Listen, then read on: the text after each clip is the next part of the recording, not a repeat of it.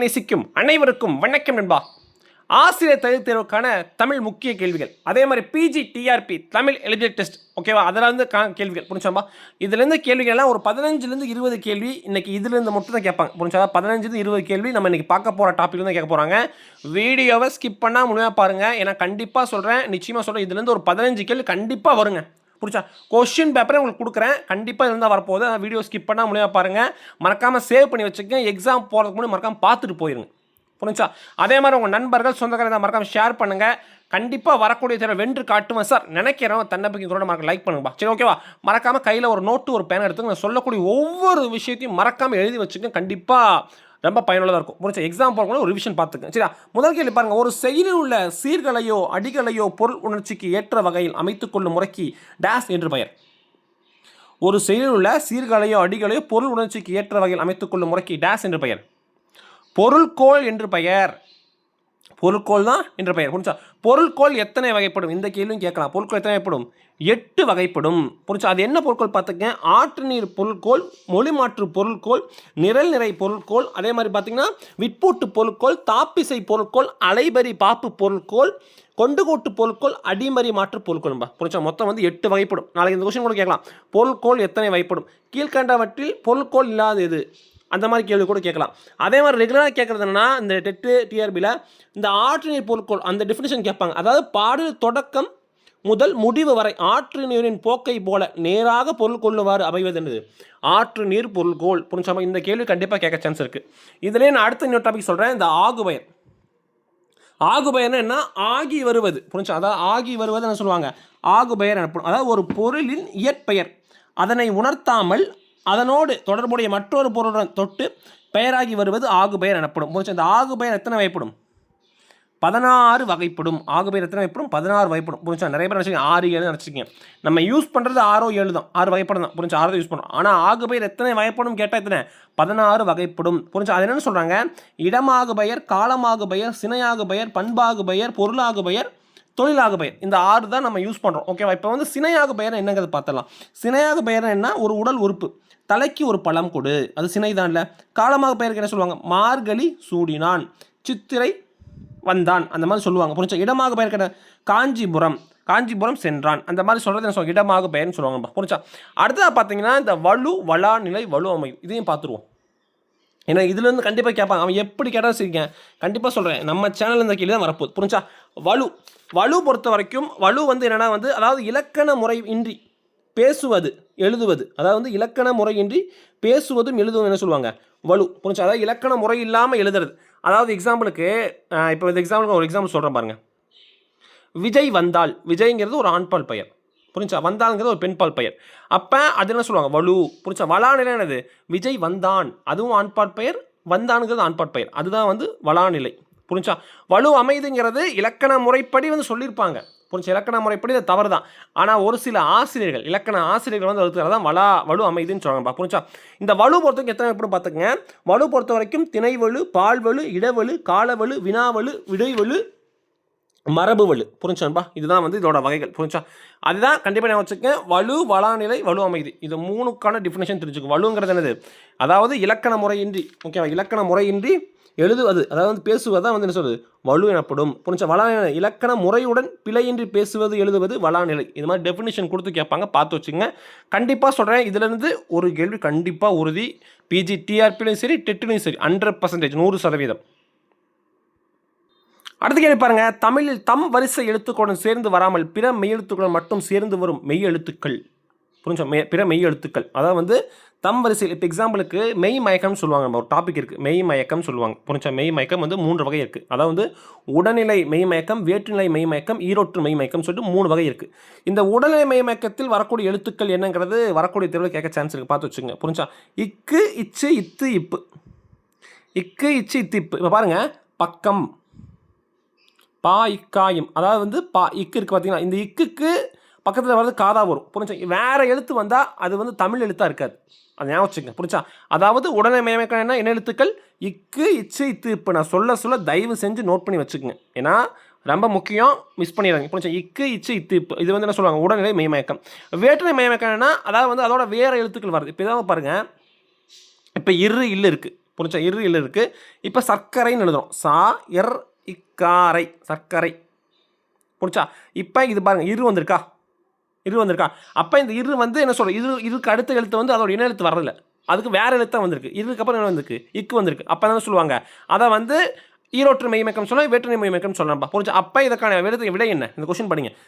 தமிழில் தம் வரிசை எழுத்துக்களுடன் சேர்ந்து வராமல் பிற மெய்யெழுத்துக்கள் மட்டும் சேர்ந்து வரும் எழுத்துக்கள் என்ன? இரு இல்லு. இதான் வந்து என்ன சொல்கிறாங்க, தமிழில் தம் வரிசை எழுத்துக்களுடன் சேர்ந்து வராமல் பிற எழுத்துக்கள் வருது இரு இல்லு. புரிஞ்சா? அதே மாதிரி இப்போ எக்ஸாம் பாருங்கள், பாப்பான்னு வச்சுக்கோங்க, பா இப்பா, அதாவது இது வந்து உடல்நிலை மெய்மக்கம், அதாவது இப்போ பாவம் வந்துருக்கு. புரிஞ்சா? அந்த மாதிரி தான் வரும், ஞாபகம் வச்சுக்கோங்க. இது கண்டிப்பாக சொல்கிறேன், இதுலேருந்து ஒரு கேள்வி உறுதி. நான் உங்களுக்கு கொஸ்டின் பேப்பர் தான் கொடுத்துட்ருக்கேன், கொஸ்டினே கொடுத்துறேன். புரிஞ்சா? பெருஞ்சித்தனார் நடத்தாதல். புரிஞ்சா? பெருஞ்சித்தனார் யார்? வீருடைய செம்மொழி தமிழ்மொழி உலகம் வேறொன்றின் நான் முதல் உயிர்மொழி என்று சொன்னவர் யார்? பெருஞ்சித்தனார். அந்த கேள்வி கேட்கலாம். பாவலர் என்ற இயற்பெயரை கொண்டவர் யார்? பெருஞ்சித்தனார். பெருஞ்சித்தனார் இயற்பெயர் என்ன? துரைமாணிக்கம். அதே மாதிரி பெருஞ்சித்தனார் ஏதாவது அவர் எழுதிய நூல்கள் என்ன? கனிச்சாறு, பாவிய கொத்து, நூறாசிரியம், அதெல்லாம் வந்து அவர் எழுதிய நூல்கள். புரிஞ்சா? இதுலேருந்து கண்டிப்பாக சொல்கிறேன், கேள்வி வரல. இப்போ நான் சொன்ன டாப்பிக்லேருந்து கண்டிப்பாக வந்து கேள்வி வரும். இப்போ இவர் எழுதியாத நூல் இது, நடத்தாத நூல் இதழ் இது தாய்மொழி. புரிஞ்சா? அப்போ அவர் நடத்திய இதழ்கள் என்ன?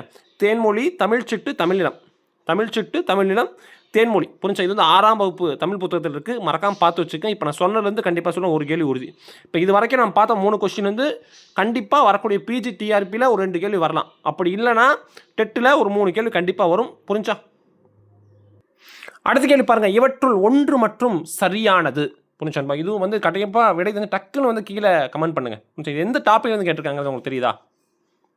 ஓகே, அதாவது அட்டமா சித்திகள். புரிஞ்சா? அட்டமா சித்திகள்னு சொல்லுவாங்கப்பா. புரிஞ்சா? அதாவது வந்து 8 சித்திகள் இருக்குது, அதாவது சித்தர்கள் வந்து சொல்லுவாங்கப்பா. புரிஞ்சா? அதான் வந்து அட்டமா சித்திகள்னு சொல்லுவாங்க. இந்த அட்டமா சித்திகள் வந்து 8 வகைப்படும். புரிஞ்சா? இதில் பார்த்தீங்கன்னா மகிமான என்ன?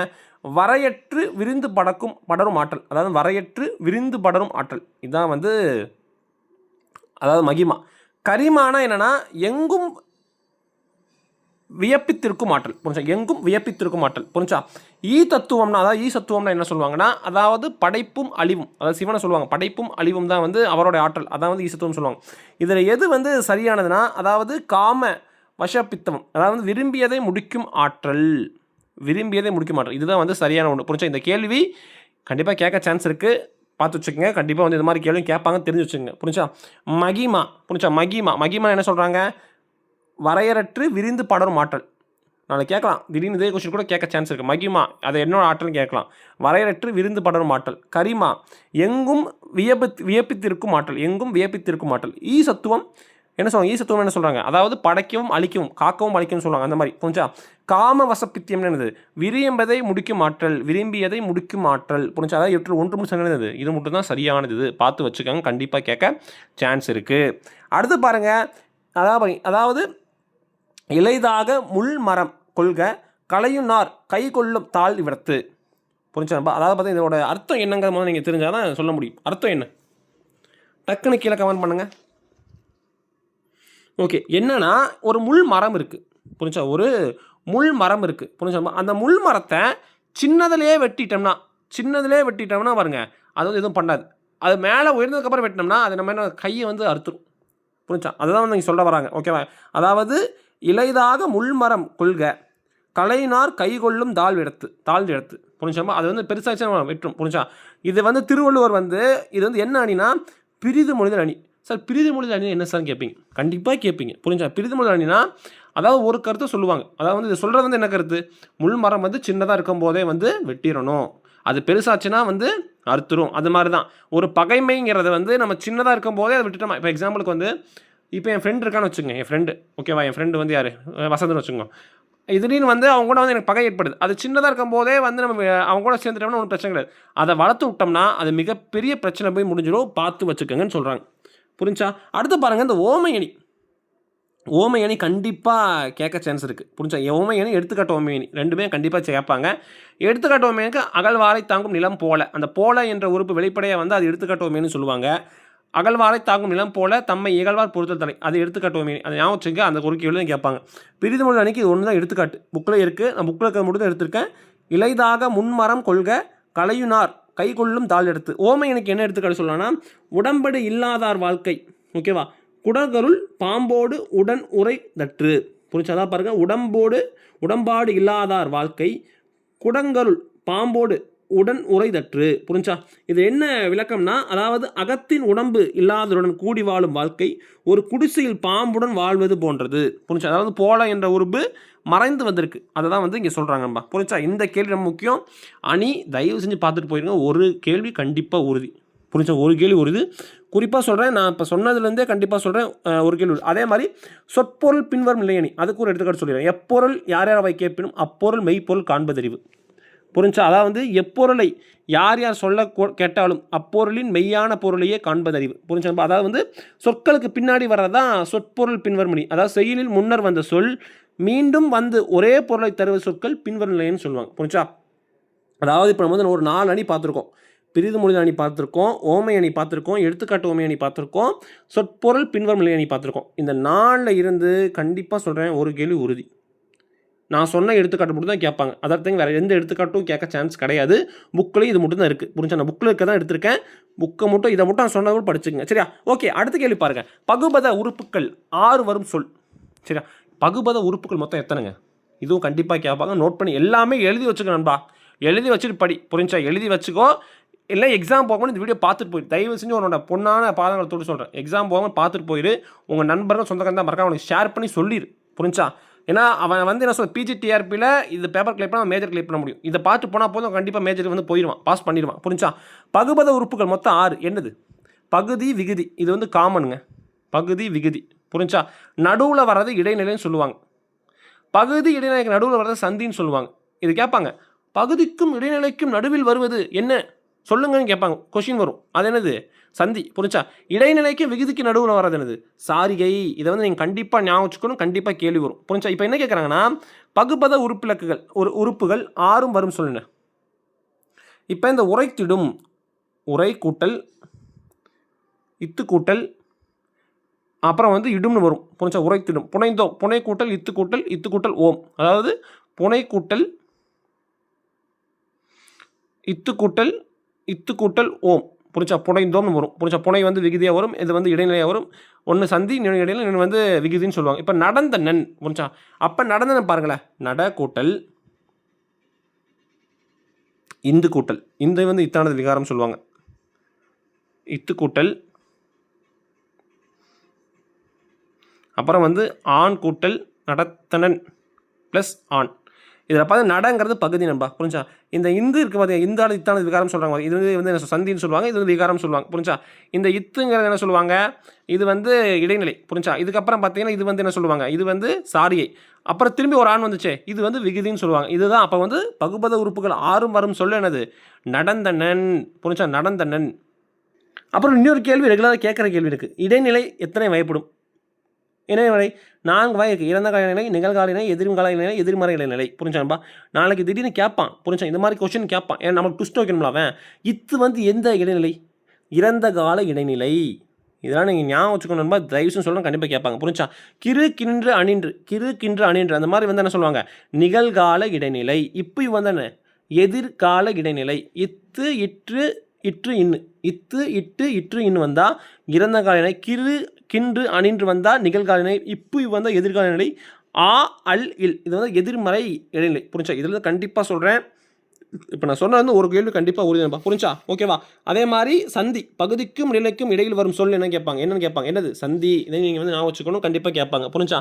நடந்து, அதை வந்து எப்படி பிரிப்பாங்க? புரிஞ்சா? நடந்தது. இதை கீழே கமெண்ட் பண்ண வைப்போம். இல்லை நீங்கள் நோட்டில் எழுதுங்க, எழுதி சொல்லுவோம், டக்குன்னு சொல்லுவோம். அப்போ நட கூட்டல். புரிஞ்சா? நட கூட்டல் இத்து. புரிஞ்சா? இத்து இந்த ஆனது விகாரம். நல்லா குடிச்சுங்க. இது வந்து சந்தி. புரிஞ்சா? அடுத்து இத்து இருக்குது பாருங்கள். இந்த இத்துங்கிறது இறந்த கால இடைநிலை. புரிஞ்சா? அடுத்து ஆருக்கு பார்த்தீங்கன்னா நடந்தது. வந்து என்ன சொல்லுவாங்க? சாரிகை. தூ வந்து ஒன்றன் பால் வினைமுற்று விகுதின்னு சொல்லுவாங்கப்பா. புரிஞ்சா? இதை வந்து கண்டிப்பாக பார்த்து வச்சுங்க. கண்டிப்பாக ஒரு கேள்வி உறுதி. பகுபத உறுப்பு ஒரு கேள்வி உறுதி. அடுத்த கேள்வி பாருங்கள். துலங்கு இமிழ் நல் ஏற்றினம் பல களம்பாகும் மன்னர் வனம்பு ஒத்தன இடம்பெறும் நூல். கொஞ்சம் இந்த மாதிரி கேள்வி வந்து ரொம்ப முக்கியமான ஒரு கேள்வி. இது எந்த நூல்? இதை பார்க்கும்போது உங்களுக்கு ஒரு ஐடியா இருக்கணும். ஃபர்ஸ்ட் ஆஃப் ஆல் வந்து நீங்கள் வந்து ஒரு செயலை படிக்கிறீங்கன்னா, ஏன்னா நம்மளாம் வந்து ஆசிரியர், நம்மளாம் வந்து ஒரு செயலை படிக்கணும்னா அதை படிக்கும் போது நம்ம கண்டிப்பாக ஐடியாலஜி கிடச்சிரும். புரிஞ்சா? இப்போ இது பாருங்களேன். அதாவது துலங்கு இமிழ் நல் ஏற்றினம் பல களம்பு ஆகும் மன்னர் வளம்பு ஒத்தன இடம்பெறும் நூல் என்னது? கலித்தொகை. இதற்கான விடை என்னங்க? கலித்தொகை. புரிஞ்சா? 8 தொகை நூல் கண்டிப்பாக நீங்கள் தெரிஞ்சுக்கணும். கண்டிப்பாக சொல்லலாம். அதுலேருந்து ஒரு 2 கேள்வி உறுதிப்பா. புரிஞ்சா? நற்றினை நல்ல குறுந்தொகை ஒத்த 18 ஓங்கு பரிபாடல் கற்றோயத்தம் கலியோடு அகம் புறம் என்ற இத்திருந்து 8 தொகைன்னு சொல்லுவாங்க. புரிஞ்சா? இதில் பார்த்தீங்கன்னா அகம் சார்ந்த நூல்கள் பார்த்து வச்சுங்க. இது எல்லாமே அகம் சார்ந்த நூல்கள் தான். அதே மாதிரி அடிவரை பார்த்து வச்சுக்கோங்க. புரிஞ்சா? அகநானூறு பொறுத்த வரைக்கும் 13 31 அடிவரை இருக்குது. புரிஞ்சா? குறுந்தொகை வந்து 9 12 அடிவரை. புரிஞ்சா? கரெக்டாக சொல்கிறேன்னு நினைக்கிறேன். கொஞ்சம் செக் பண்ணிக்கங்க. ஓகேவா? அதே மாதிரி குறுந்தொகை தொகுத்தவர் யாருன்னு கேட்பாங்க. பூரிக்கோ அதெல்லாம் பார்த்து வச்சுக்கணும். புரிஞ்சா? அதே மாதிரி புறநானூரை தொகுத்தவர் யாருன்னு கேட்பாங்க. அறியப்படவில்லைன்னு சொல்லணும். புரிஞ்சா? இந்த மாதிரி வந்து கண்டிப்பாக சொல்கிறேன். 8 தொகையை நல்லா பார்த்து வச்சுக்கோங்க. ஆல்ரெடி வீடியோ கொடுத்துட்டேன் நான். செக் பண்ணி பார்த்துங்க. ஏன்னா கண்டிப்பாக சொல்கிறேன். அதுலேருந்து ஒரு 2 கேள்வி வந்துடும். புரிஞ்சா? அடுத்து பாருங்க. தமிழில் இருந்தே திராவிட என்ற சொல் பிறந்தது என்று கூறியவர். தமிழில் இருந்தே திராவிட என்ற சொல் பிறந்தது என்று கூறியவர் யாருங்க? இராஸ் பாதிரியார். புரிஞ்சா? அடுத்த கேள்வி பாருங்க. அதாவது மிக பொருத்தமான விடை இது. புரிஞ்சா? இந்த விடையை வந்து பாருங்க. இந்த மாதிரி தான் கேள்வி இருக்கும். தப்பாக நினச்சிக்காதீங்க. கேள்வி எக்ஸாமில் இந்த மாதிரி தான் கேட்பாங்க. பிஜி டிஆர்பிலையும் சரி. ஏன்னா 2 மார்க் கொஸ்டின் வந்து ஒரு கொஸ்டினுக்கு 2 மார்க் கொடுக்க போகிறாங்க. புரிஞ்சா? அப்போ கேள்வி இந்த ஸ்டாண்டர்டில் தான் இருக்கும். இதுக்கு வேணால் விடையை டக்குன்னு பார்த்து சொல்லுங்க பார்ப்போம். ஏன்னா இது வந்து ஒவ்வொரு கேள்வி வந்து இதில் வந்து ஒவ்வொரு கேள்வி இருக்குது. நல்லா கவனிச்சா ஒவ்வொரு கேள்வி இருக்குது. புரிஞ்சா? அதாவது கேள்வி வந்து பார்த்துங்க. அதாவது இதுக்கு என்ன விடை என்ன? மிக பொருத்தமான விடை தான் கேட்குறாங்க. அதாவது தமிழ் கேளு கடல். இது எந்த நூலில் வரும்னா புறநானூறு. தமிழ் வேலிங்கிறது பரிபாடல். புரிஞ்சா? பரிபாடல். இப்போ நான் ஒன்று சொல்லி முடிச்சேன். ஏதாவது பரிபாடல் பொறுத்த வரைக்கும் அகத்தினையும் புறத்தினையும் சார்ந்த நூல் எதுவும் கேட்பாங்க. அதாவது பரிபாடல். புரிஞ்சா? அதில் 8 பாடல்கள் வந்து இருக்குன்னு சொல்லுவாங்க. அதே புறநானூறு வந்து 400 பாடல்கள் வீரம் சார்ந்த பாடல்கள் அமைந்தது வந்து புறநானூறு சொல்லுவாங்கப்பா. புரிஞ்சா? முக்கியமான ஒன்று. கூடலில் ஆய்ந்த ஒன்றின் தமிழ். புரிஞ்சா? ஒன்றின் தமிழ். இதெல்லாம் வந்து தமிழை பற்றி சொல்கிறது தான். தமிழை பற்றி எந்த நூலை சொல்கிறாங்க. தமிழ் கேளு கடல் சொல்கிறது புறநானூறு. தமிழ் வேலின்னு சொல்கிறது பரிபாடல். கூடலில் ஆய்ந்த ஒன்றினி தமிழ் சொல்கிறது திருவாசகம். திருவாசகம் இயற்றியவர் யார்? மாணிக்க வாசகர். புரிஞ்சா? அதே மாதிரி அந்த திருமுறைகள் 12ஆம் திருமுறை என்ன? பெரிய புராணம். பெரிய புராணத்துக்கு ஏற்பெயர் என்ன? திருத்தொண்டர் புராணம். திருத்தொண்டர் இயற்றியவர் யார்? சேக்கிலார். எத்தனை நாயன்மார் சொல்கிறாங்க? 63 நாயன்மார்கள் சொல்கிறாங்க. இதெல்லாம் நான் சொல்ல நீங்கள் எழுதி வச்சுட்டே இருந்தால் மட்டும்தான் எக்ஸாமுக்கு தேவைப்படும். புரிஞ்சா? அதே மாதிரி பாருங்கள். நரம்பின் மறை என்னது? தொல்காப்பியம். தொல்காப்பியத்தை எழுதியவர் யார்? தொல்காப்பியர். புரிஞ்சா? அதே மாதிரி தொல்காப்பியத்தில் எத்தனை அந்த பாட்டிகள் இருக்குது, எத்தனை இயல்கள் இருக்குது, அதெல்லாம் கேட்பாங்க. ஏன்னா வந்து அதெல்லாம் கொஞ்சம் டீட்டெயிலான கொஸ்டின். அதே மாதிரி தொல்காப்பியம் பொறுத்த வரைக்கும் எத்தனை அதிகாரம் சொல்லுது? மொத்தம் 3 அதிகாரம் சொல்லுது. புரிஞ்சா? மொத்தம் வந்து 3 அதிகாரம் சொல்லுது. அதே மாதிரி பார்த்தீங்கன்னா மொத்தம் பார்த்தீங்கன்னா இது பார்த்தீங்கன்னா ஒரு என்ன சொல்லுது? ஒரு இலக்கணம் சார்ந்த நூல். புரிஞ்சா? இந்த மாதிரி தான் கேள்வி வரும். பிஜிடிஆர்பியில் நிறைய பேர் கேள்வி எப்படி வரும்னு கேட்குறீங்க. இந்த மாதிரி தான் கேள்வி வரும். புரிஞ்சா? ஒரு 4 கொஸ்டின் கொடுப்பான். அதில் பொருந்தாத விடை எதுன்னு கேட்பாங்க. இப்போ பார்த்தீங்கன்னா அந்த அட்டமாசத்தில் பார்த்தோம்ல அந்த மாதிரி தான். புரிஞ்சா? தமிழ் கேளு கடவுள் புறநானூறு. தமிழ் வேலி பரிபாடல். கூடலில் ஆய்ந்த ஒந்தி தமிழ் வந்து திருவாசகம். நரம்பின் மறை வந்து தொல்காப்பியம். புரிஞ்சாப்பா? இதுதான் இதற்கான சரியான விடையன்பா. அடுத்த கேள்வி பாருங்க. சரியாக பொருந்தாததை கூறுக. இதில் சரியாக பொருந்தாதது சரியான பொருத்தம் நம்ம பார்த்துருவோம். அதாவது சிறை என்ற சொல்லோட பொருள் என்ன? பல வகைக்கும் பயன்படுத்தும் நீர்த்தேக்கம். புரிச்சா? நாளைக்கு இந்த கொஸ்டின் கேட்கலாம். கண்டிப்பாக முக்கியமான கொஸ்டின் பார்த்து வச்சுக்கங்க. குண்டம் என்ன? மலை முகட்டு நீர்த்தேக்கம். குண்டம்னு சொல்லுவாங்க. மலை முகட்டு நீர்த்தேக்கம். இளஞ்சினா என்னது? தேக்கப்பட்ட பெரிய நீர்நிலை. புரிஞ்சா? தேக்கப்பட்ட பெரிய நீர்நிலை. அப்போ இந்த 3 ஆப்ஷனும் சரியாக பொருந்தினது. புரிஞ்சா? சிறை பல வகைக்கும் பயன்பாட்டு நீர்த்தேக்கம். குண்டம்ங்கிறது மலை முகட்டு நீர்த்தேக்கம். இளஞ்சிங்கிறது தேக்கப்பட்ட பெரிய நீர்த்தேக்கம். இதை 3 பார்த்து வச்சுங்க. புரிஞ்சா? இது 3 என்ன நீர்த்தேக்கத்தை பற்றி வந்திருக்கு. கூவலுங்கிறது தவறான ஒன்று. புரிஞ்சா? நான் இன்னொன்று சொல்கிறேன். இந்த எக்ஸாம் எழுதுறவங்களுக்குலாம் ஒன்று சொல்கிறேன். கேள்வி தயவு செஞ்சு ஒரு முறைக்கு 2 முறை படிங்க. புரிஞ்சா? சரியான பொருந்தாததை கூறுகன்னு சொல்லுவாங்க. புரிஞ்சா? சரியாக பொருந்தியதை கூறுகன்னு சொல்லுவாங்க. அதே மாதிரி பாருங்கள். பொருத்தமானது எதுன்னு சொல்கிறாங்க. இதில் பொருத்தமானது எதுன்னு கேட்குறாங்க. புரிஞ்சா? கீழ்கண்ட கூற்றுகளில் தவறானது எதுன்னு கேட்பாங்க. அந்த வார்த்தை பிரயோகம் நீங்கள் வந்து கொஞ்சம் அவசரப்பட்டு பண்ணிங்கன்னா வேஸ்ட் ஆகிடும். ஒவ்வொரு கொஷினும் முக்கியம். ஏன்னா ஒவ்வொரு கொஷினும் ஒரு சொட்டு ரத்தத்துக்கு சமம். ஒவ்வொரு கேள்வி படிக்கும் போதும் நிதானமாக நிறுத்தி பொறுமையாக படிச்சுட்டு போங்க. புரிஞ்சா? பிஜி டிஆர்பி தான் சரி, டெட் எக்ஸாம் தான் சரி. ஏன்னா ஒவ்வொரு கேள்வியும் உங்கள் ஒரு சொட்டு ரத்தத்துக்கு சமம். அதனால் வந்து ரொம்ப கேர்ஃபுல்லாக தான் ஹேண்டில் பண்ணணும். அடுத்த கேள்வி பாருங்கள். பொருத்தமானது எது? இதில் சரியானது எதுன்னு கேட்குறாங்கப்பா. புரிஞ்சா? இந்த மாதிரி தான் உங்களுக்கு வந்து இந்த மாதிரி தான் இருக்கும். இதை பார்த்து நீங்கள் பயப்படலாம் கூடாது. நான் இன்றைக்கி சொல்கிறேன். இன்றைக்கே ஸ்ட்ராங் ஆகிங்க. நம்ம வீடியோ பார்த்தீங்களே கண்டிப்பாக சொல்லி அடிச்சிடுவீங்க, பாஸ் பண்ணிடுவீங்க. புரிஞ்சா? நான் கூட ஒரு சின்ன விஷயம் போயிடுறேன், பார்த்து எழுதி வச்சுக்கோங்க. சார்பெழுத்துக்கள் எத்தனை கேட்பாங்க? 10. புரிஞ்சா? உயிர்மை, ஆயுதம், உயிரலப்படை, ஒற்றலப்படை, குற்றியலுகரம், குற்றியலுகரம், ஐகார குறுக்கம், அவகார குறுக்கம், மகர குறுக்கம், ஆயுத குறுக்கம். புரிஞ்சா? அதுக்கப்புறம் பார்த்து இன்னொரு கேள்வி இருக்குது. அதாவது வந்து உயிரெழுத்துக்கள் எத்தனை கேட்பாங்க? உயிரெழுத்துக்கள் 12, மெய்யெழுத்துக்கள் 18, உயிர்மை எழுத்துக்கள் 216, அதே மாதிரி ஆயுத எழுத்து 1, மொத்தம் தமிழ் எழுத்துக்கள் எவ்வளோ? 247. இதெல்லாம் எழுதி வச்சுக்கோங்க. புரிஞ்சா? இதெல்லாம் கேட்பாங்க. அகரவரிசைப்படி திடீர்னு பார்த்தீங்கன்னா கொஸ்டின் பேப்பர் கொஞ்சம் ஏதாச்சுன்னா அகரவரிசைப்படி கேட்பாங்க. அகரவரிசை என்னன்னா அந்தந்த எழுத்துக்கள். இப்போ எக்ஸாம்பிள் பார்த்தீங்கன்னா ஆ, ஆ, இ, ஈ, இந்த மாதிரி ஆர்டர் வைஸ். அதே மாதிரி இக்கு, இங்குன்னு போகும் பார்த்தீங்களா? இப்போ எக்ஸாம்பிளுக்கு வந்து நான் ஒரு கொஸ்டின் கேட்குறேன். அக்கா, புரிஞ்சா? சரி, ஃபஸ்ட்டு அம்மா, அக்கா, அண்ணன், அண்ணா. இதை வச்சு நான் உங்களுக்கு சொல்லி கொடுத்துறேன் ஈஸியாக. சரியா? இது 3 பாருங்கள். இதில் எது வந்து ஃபஸ்ட்டு வரும்? ஃபஸ்ட்டு வர்றது இக்கு தான் ஃபஸ்ட்டு வரும். ஆ, இக்கா, அக்கா. அப்போ அக்கா தான் வந்து ஃபஸ்ட்டு எழுதணும். புரிஞ்சா? செகண்ட் என்ன வரும்? இக்கு, இங்கு, இச்சு, இஞ்சு, இட்டு, இன்னு. அப்போ இட்டு தான் வரும். அப்போ அண்ணா. புரிஞ்சா? அப்புறம் அம்மா, இப்பு, இம்மு. அப்போ அம்மா வந்து 3ஆவது வரும். அப்போ இதுக்கான சரியான அகரவரிசை என்னென்னா அக்கா, அண்ணன், அம்மா. இதான் சரியான அகரவரிசை. இந்த அகரவரிசை கேள்வி மோஸ்ட்லி கேட்க மாட்டாங்க. கேட்டாலும் தெரிஞ்சுக்கணும். அதை நான் சொல்லிக்கிறேன். அந்த கேள்வி. அப்புறம் பார்த்தீங்கன்னா இந்த என்ன சொல்கிறது, ஒரு சில கொஷின்லாம் கேட்பாங்க. அதாவது வந்து ரொம்ப ஈஸியாக தான் இருக்கும். அதாவது வந்து சில வாக்கியத்தை வந்து மாற்றி இருப்பாங்க. புரிஞ்சா? அதாவது மாலையில் மழை பெய்தது அந்த மாதிரி கொடுப்பாங்க. அதெல்லாம் வந்து நீங்கள் ஒரு முறைக்கு 2 முறை படித்து பார்த்தா கண்டிப்பாக அதற்கான விடை தெரியும். அந்த மாதிரி கேள்வியும் கேட்பாங்கப்பா. புரிஞ்சா? ஓகே, இப்போ அடுத்தது பாருங்கள். இப்போ நம்ம பார்க்க போகிற சார்பெழுத்து வந்து பார்த்தோம். சார்பெழுத்து பொறுத்த வரைக்கும் இதாவது வந்து அளபடைன்னு சொல்கிறது என்ன சொல்லுவாங்க? அளவெடுத்தல், நீண்டு ஒழித்தல்னு சொல்லுவாங்கப்பா. புரிஞ்சா? உயிரளபடைன்னு என்ன? செயலின் ஓசை குறையும் போது அதனால் நிறைவு செய்யும் மொழிக்கு முதலிலும் இடையிலும் இறுதியிலும் நிற்கிற உயிர் நெட்டெழுத்துக்கள் எழும் நீண்டு ஒழிப்பதையே உயிரளபடைன்னு சொல்கிறோம். புரிஞ்சா? உயிரளபடைன்னு என்ன சொல்கிறாங்க? நல்லா பார்த்துங்க. உயிரளபடை என்ன? உயிரளபடைங்கிறது எனக்கு தெரிஞ்சால் தான் இப்போ நம்ம அடுத்து பார்க்க போகிற அந்த செய்யுளை செயல்பட நீ செயல்பட தெரிஞ்சுக்க முடியும். புரிஞ்சா? அதாவது செய்யுளின் ஓசை குறையும் போது அதனை நிறைவு செய்ய மொழிக்கு முதலிலும் இடையிலும் இறுதியிலும் நிற்கிற உயிர் நெட்டெழுத்துக்கள் எழும் நீண்டு ஒழிப்பதையே டேஸ் என்கிறோம். அதாவது உயிரளபடை என்கிறோம். புரிஞ்சா? உயிரளபடை எத்தனை வகைப்படுங்கிற ஒரு கேள்வி கண்டிப்பாக ரெகுலராக கேட்குறாங்க. புரிஞ்சா? எத்தனை வகைப்படும்? 3 வகைப்படும். அது என்னென்னா செய்யுளிசை, இன்னிசை, சொல்லிசை. புரிஞ்சா? இந்த 3 வகைகள் இருக்குது. இதை பார்த்து வச்சுக்கோங்க. கண்டிப்பாக சொல்கிறேன், இதுலேருந்து ஒரு கேள்வி உறுதி, ஆணித்தரமான உண்மை. புரிஞ்சா? ஓகே, அதே மாதிரி பார்த்தீங்கன்னா இந்த செய்யுளிசை அளபடை இருக்குல்ல, செய்யுளிசை அளபடைக்கு இன்னொரு பெயர் இருக்குது. என்ன இருக்குது? இசை நிறை அளபடை. இசை நிறை அளபடை. புரிஞ்சா? இதை வந்து நீங்கள் கண்டிப்பாக ஞாபகம் வச்சுக்கணும். புரிஞ்சா? ஓகே, இப்போ அடுத்து நான் சொல்ல வர போகிறேன். இதுக்கான விடை வந்து சொல்லிடுறேன். புரிஞ்சா? இதுக்கான விடை வந்து நான் இப்போ காமிச்சிக்கணும். டி தான் வந்து இதுக்கான விடை என்பா. புரிஞ்சா? இப்போ இது எப்படி சார் நீங்கள் கண்டுபிடிச்சிங்க? இப்போ நான் எக்ஸாம்பிள் இருக்கேன், இந்த மாதிரி கொஸ்டின் கேட்டான், எப்படி கண்டுபிடிக்கிறதுன்னு கேட்கலாம். நீங்கள் கேட்பீங்க. புரிஞ்சா? இப்போ இந்த சொல்லிசை அளபடைனா முடிவில் ஈ வரணும். இது ஒரு சிம்பிள் ட்ரிக்கு, லாஜிக் படி. ஆனால் வந்து கான்செப்ட் படி வேறு. நம்ம எக்ஸாமுக்காக படிக்கலாம், கான்செப்ட் படிலாம் படிக்க வேணாம். நம்ம லாஜிக் படி படிச்சிருவோம். புரிஞ்சா? அதாவது சொல்லிசை அளபடை என்ன வரும்? முடிவில் ஈ வந்து அதை என்ன சொல்லுவாங்க? சொல்லிசை அளபடை. அதாவது உரைசி, குடிதாளி, இந்த மாதிரி வந்து பார்த்தீங்களா, இது மாதிரி ஈ வந்தால் என்ன சொல்கிறது? சொல்லிசை அளபடை. இதை ஞாபகம் வச்சுக்கங்க. இது உங்களுக்கான ட்ரிக்கு. புரிஞ்சா? இப்போ வந்து கெடுப்பதும் கெட்டாருக்கு சார்வாய் மற்றவங்க கெடுப்பதும் எடுப்பதும் வந்திருக்கு. இப்போ உடுப்பதும் கூட வந்திருக்கு. அப்போ அதை என்ன சொல்லுவோம்? அதை வந்து இன்னிசை அளபடை. இன்னிசை அளபடை. செயலை செயல்பட உலார் அந்த மாதிரி வரும். செயலை செயல்படைக்கு அது ஒன்று தான் எடுத்துக்காட்டு சொல்ல முடியும். புரிஞ்சா? இப்போ நான் கான்செப்ட் படி சொல்லிடுறேன். அதாவது ஒற்றலப்படை விட்டுருவோம். ஒற்றலப்படை நம்ம விட்டுருவோம். செயலிசை அளபடைன்னு வரும், ஆ வரும். இன்னிசை அளபடைனா இ உ. இ ஊல வந்தால் இன்னிசை அளபடை சொல்லுவோம். எடுப்பதும் உடுப்பதும் எடுப்பதும் அந்த மாதிரி கேட்பேன். எடுப்பதும் கெட்டாருக்கு சார்வாய் மற்றாங்கோ கொடுப்பதும் அந்த மாதிரி வரும். அப்போ ஊ வந்தால் என்ன சொல்கிறது? இன்னிசை அளபடை. சொல்லிசை அளபடைனா குடிதாளி.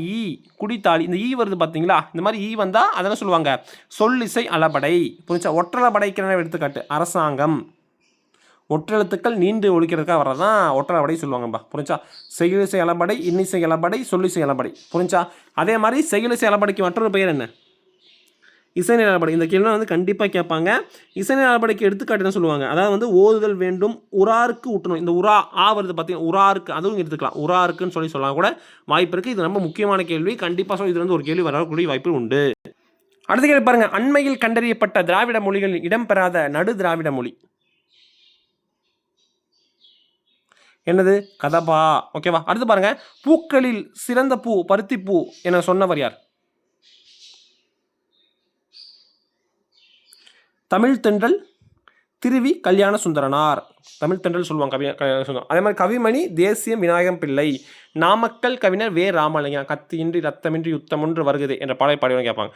பாவேந்தர் பாரதிதாசன். புரிஞ்சா? நாளைக்கு இது கூட கேட்கலாம். தமிழ் தென்றல் என்று அழைக்கப்படுவோர் யார்?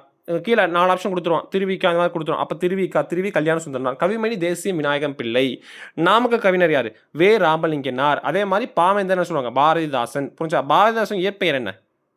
மறக்காம கீழே கமெண்ட் பண்ணுங்க. அடுத்த கேள்வி பாருங்க. ஊர் சூழ்வரி, இதில் வரி என்பது எதை குறிக்கும்? இசைப்பாடலை குறிக்கும். புரிஞ்சா? அடுத்த கேள்வி பாருங்க. ராசராச சோழனின் குறிப்பிடப்படும் வட்ட மகோநதி என்பதில் மகோநதி என்பதன் பொருள் யாது? மகோநதி என்பதன் பொருள் யாது? என்னது? கடல். மகோநதினா கடல். ஓகே. ராசராச சோழன் குறிப்பிடப்படும் வட்ட மகோநதி என்பதன் பொருள் என்ன? கடல். புரிஞ்சா? அடுத்த கேள்வி பாருங்க. பெண்களின் மட்போர் கற்க வேண்டும் என்ற விரும்பியவர்? பெண்கள் மட்போர் கற்க வேண்டும் என விரும்பியவர் யார்? தந்தை பெரியார், வைக்கம் வீரர் சொல்லுவாங்க. புரிஞ்சா? இதில் வந்து தமிழ் தென்றல்ங்கிறது யார்? திருவிக்கான்னு சொல்லுவோம். அதே மாதிரி புரட்சி கவிங்கிறது புரட்சி கவியார். சரி, தேசிய கவியார், புரட்சி கவியார். கண்டிப்பாக நான் இதுக்கு விடை சொல்ல மாட்டேன். கண்டிப்பாக வந்து விடை தெரிஞ்சவங்க மறக்காமல் கீழே கமெண்ட் பண்ணுங்கள். ரொம்ப ரொம்ப ரொம்ப முக்கியமான கேள்வி. இது கூட நாளைக்கு ட்விஸ்ட்டுக்கு வந்து உங்களுக்கு ட்விஸ்ட்டாக வச்சாலும் வச்சுருவாங்க. புரிஞ்சா? ஏன்னா கண்டிப்பாக நீங்கள் தெரிஞ்சுக்கணும். நிச்சயமாக வந்து இதுக்கு விடை கண்டிப்பாக நீங்கள் கீழே கமெண்ட் பண்ண நம்பிக்கையாக இருக்கேன். கண்டிப்பாக கமெண்ட் பண்ணுங்கள். அந்த கமெண்ட்டை கரெக்டாக பின் பண்ணுறேன். சரியா? அடுத்த கேள்வி பாருங்கள். நகை உணர்வு இல்லாதாருக்கு பகலும் இருளாக தோன்றும் என்றவர்?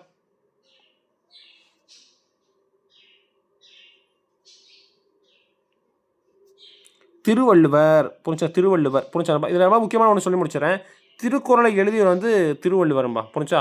திருவள்ளுவ மாலை நூல் இருக்குது. திருவள்ளுவ மாலையில் அது ஒரு நூல் இருக்குது. புரிஞ்சா? அதே மாதிரி பார்த்தீங்கன்னா திருக்குறள் பொறுத்த வரைக்கும் 1330 குறள் இருக்குது, 133 அதிகாரங்கள் இருக்குது. புரிஞ்சா? இது பார்த்துங்க 3 இயல்கள் இருக்குது. புரிஞ்சா? இதெல்லாம் வந்து கண்டிப்பாக கேட்க சான்ஸ் பார்த்து வச்சுக்கோங்க. சுவாமிநாத தேசிகரின் ஆசிரியர்? சுவாமிநாத தேசிகரின் ஆசிரியர் யாருங்க? மயிலேறு பெருமாள். மயிலேறு பெருமாள். அடுத்து பாருங்கள். புணர்ச்சியில் மாறுபட்டது. புரிஞ்சா? நான் உங்களுக்கு வந்து அடுத்தது வந்து இது வந்து ரொம்ப முக்கியமான ஒன்று. இதுலேருந்து கண்டிப்பாக வந்து ஒரு கேள்வி கண்டிப்பாக கேட்பாங்க. இந்த புணர்ச்சி வந்து கண்டிப்பாக 100% வருவோம்பா. புரிஞ்சா? அதாவது ஈறுபோதல், உடல் மேல் உயிர் வந்து ஒன்றுவது இயல்பு, அதே மாதிரி உயிர் வரும் உக்குரல் மெய்விட்டு ஓடும், ஒரு சில விதிகள் கண்டிப்பாக வந்து உங்களுக்கு தெரிஞ்சிருக்கும். பேசிக் விதிகள் தெரிஞ்சால் மட்டும்தான். ஏன்னா 2 கேள்வி ஆணித்தரமாக 100% டெட்டிலையும் பிஜிடிஆர்பியும் கண்டிப்பாக வருங்க. வரலனா வந்து கீழே கமெண்ட் பண்ணி. இப்போ நான் சொன்னதுலேருந்து இப்போ நம்ம இத்தனை கொஷின் பார்த்துருக்கோம்.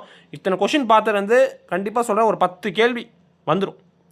வரலனா எக்ஸாம் முடிச்சு வந்து என்னை திட்டுங்க, பர்சனலாக திட்டுங்க. ஏன்னா ஏன் சார் இப்படி சொல்லி வரலன்னு சொல்லுங்கள். நீங்கள் கொஸ்டின் எப்படி ஸ்டாண்டர்ட் இருக்காங்கிறது அதையும் தெரிஞ்சுக்கங்க. புரிஞ்சா? அதுவும் நீங்கள் தெரிஞ்சுக்கணும்ல. அதுவும் கண்டிப்பாக தெரிஞ்சுக்கணும்ல. அதுக்காக சொல்கிறேன். புரிஞ்சா? இதில் புணர்ச்சியில் மாறுபட்டது புணர்ச்சியில் மாறுபட்டதுன்னு கேட்குறேன். எது? பூவழகு. புரிஞ்சா? ஓகே. இப்போ நான் இதுக்கு ஒரு டாபிக் சொல்லி முடிச்சிடறேன். இப்போ எக்ஸாம் பாருங்கள். செம்பருதின்னு ஒரு புணர்ச்சி விதி. இதுக்கு என்ன புணர்ச்சி விதி வரும்? செம்பருதி. செம்மை கூட்டல் பரிதி. புரிஞ்சா? இந்த மாதிரி மை வந்தால் என்ன சொல்லுவாங்க? ஈறுபோதல். புரிஞ்சா? ஏறுபோதல். அதே மாதிரி பாருங்கள். வானம் எல்லாம். வானம் கூட்டல் எல்லாம். வானம் கூட்டல் எல்லாம். புரிஞ்சா? எல்லாம். அப்போ என்ன சொல்லுது? உடல் மேல் உயிர் வந்து ஒன்றுவது இயல்பு. வானம் இம்மு வானம் எல்லாம். நான் உங்களுக்கு எழுதி காட்டுறேன். வானம் எல்லாம். இது பாருங்கள். இந்த இம்மு எல்லாம் இது 2 ஜாயின் வானம் எல்லாம் மாறிடுது. புரிஞ்சா? அடுத்தது பாருங்கள். செந்தமிழே. செந்தமிழே. செம்மை கூட்டல் தமிழ் சொல்லுவோம். செம்மை கூட்டல் தமிழ். புரிஞ்சா? மை என்ற விருது பெற்றால் என்ன சொல்லுவாங்க? ஈறுபோதல் விழிப்பு. அடுத்து பாருங்கள். அதுக்கப்புறம் செம் கூட்டல் தமிழே மாறும். மை வந்து ஈறுபோதல் விழிப்பை வந்து போயிடுச்சு. இப்போ செம் கூட்டல் தமிழாக இருக்குது. அப்போ என்ன வரும்? முன்னின்று மெய்த்திரிதல் என்ற விதிப்படி செந்தமிழாக மாறுது. அதாவது வந்து செம் கூட்டல் தமிழாக இருக்குது. முன்னின்று மெய்த்திரிதல். அதாவது வந்து இந்த எத்து இருக்குல்ல, செந்தமிழ் தா இருக்குல்ல, தாவோட முன்னின்று மெய்த்திரிஞ்சு என்ன ஆகுது? அது இந்த மாறிது. அதுதான் செந்தமிழாக வந்து மாறுது. நம்ப புரிஞ்சா? கண்டிப்பாக சொல்கிறேன். இதை வந்து பார்த்து வச்சுக்கோங்க. இந்த 3 விதி தயவு செஞ்சு பண்ணிடணும் இருக்கு. அதே மாதிரி இப்போ பூங்கொடின்னு சொல்கிறாங்க. அதுதான் சொல்லுவாங்க பூ பெயர் முன் இனமென்மையும் தோன்றும். 3 விதி ரொம்ப முக்கியமான விதி. என்ன விதி? ஈறுபோதல், உடல் மேல் உயிர் வந்து ஒன்றுவது இயல்பு, உயிர் வெறும் உக்குரல் மெய்விட்டு ஓடும். அதே மாதிரின்னு சொல்கிறாங்க. அதாவது இன்னொரு விதி பார்த்தோம். அதாவது முன்னின்று மெய்த்திரிதல். அதுவும் பார்த்து வச்சுக்கோங்க. அதுக்கப்புறம் பார்த்தீங்கன்னா கடைசி இதுனா பூ பெயர் முன் இனமென்மையும் தோன்றும். புரிஞ்சா? இந்த விதிகள் தயவு செஞ்சு பார்த்துக்கேன். டவுட் இருந்தால் மறந்து கீழே கமெண்ட். அடுத்த வீடியோ நான் உங்களுக்கு சொல்லித்தரேன். ஒரு கேள்வி தயவு செஞ்சு வந்துடும். புரிஞ்சா? நான் சொன்ன மாதிரி ஒவ்வொரு கேள்வி ஒரு சொட்டு ரத்தத்துக்கு சமம். புரிஞ்சா? இப்போ பாருங்கள். ஈறுபோதல், முன்னின்று மெய்த்திருதல், தனிக்குறில் மின் உயிர் வரி இரட்டும், உடல் மேல் உயிர் வந்து ஒன்றுவது இயல்பு ஆகிய வரிசையில் புணர்ந்த சொல் இது.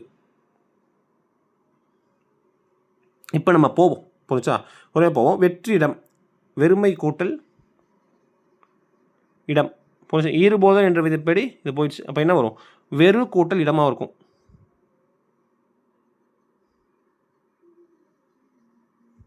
இடமாக இருக்கும், புரிஞ்சா? வெறு இடம். இது எப்படி வந்துச்சுன்னா, அதாவது வந்து இற்று, அதாவது வந்து என்ன சொல்கிறது, இதான் வந்து இந்த உடல்மை உயிர் வந்து ஒன்றுவது இயல்பு ஏற்பட்டு வெற்றிடமாக மாறுது. இற்று கூட்டல் ஊ, புரிஞ்சா? உயிர் வரும் உக்குரல் மெய் விட்டு ஓடும். அதாவது இற்று வந்து ஓ, அதுவும் வந்து சாரி தப்பாக சொல்லிட்டேன். வெறு கூட்டல் இடம்னு வச்சுக்கோம். சாரி நண்பா, வெறு கூட்டல் இடம். வெற்றிடம் வந்து வெறுமை கூட்டல் இடம் போட்டிருப்போம். அதே மாதிரி அது என்ன சொல்கிறது, இப்போ வந்து மை வந்து விதி போயிடுச்சு. அப்புறம் வந்து வெறு கூட்டல் இடமாக இருக்குது, புரிஞ்சா? அது வரும் உயிர் வரின் உக்குரல் மெய் விட்டு ஓடும், புரிஞ்சா? அப்போ வந்து ஊ வந்து ஓடிடுது. அப்போ வே இற்று, வே இற்று, அப்புறம் இடம் இருக்குது, புரிஞ்சா? இப்போ உடல் மேல் உயிர் வந்து ஒன்றுவது இயல்பு என்ற விதிப்படி வெற்றிடமாக மாறிடுச்சு. அவ்வளோதான், இதுதான் விதி, புரிஞ்சாப்பா? இதை வந்து ஞாபகம் வச்சுக்கணும். இதை ஞாபகம் வச்சுட்டா கண்டிப்பாக வரும். அப்போ இதில் வந்து ஈறுபோதல் இருக்குது, தனிக்குரல் முற்று உயிர்வன் இரட்டும் அதுவும் இருக்குது, உடல் மேல் உயிர் வந்து ஒன்றுவது இயல்பு அதுவும் இருக்குது. இதில் என்ன இல்லைன்னா அந்த முன்னின்று மெய்த்தெழுது இல்லை, புரிஞ்சா? அதுக்கப்புறம் பாருங்கள், இதுக்கான விடைங்கிறது நல்லடை.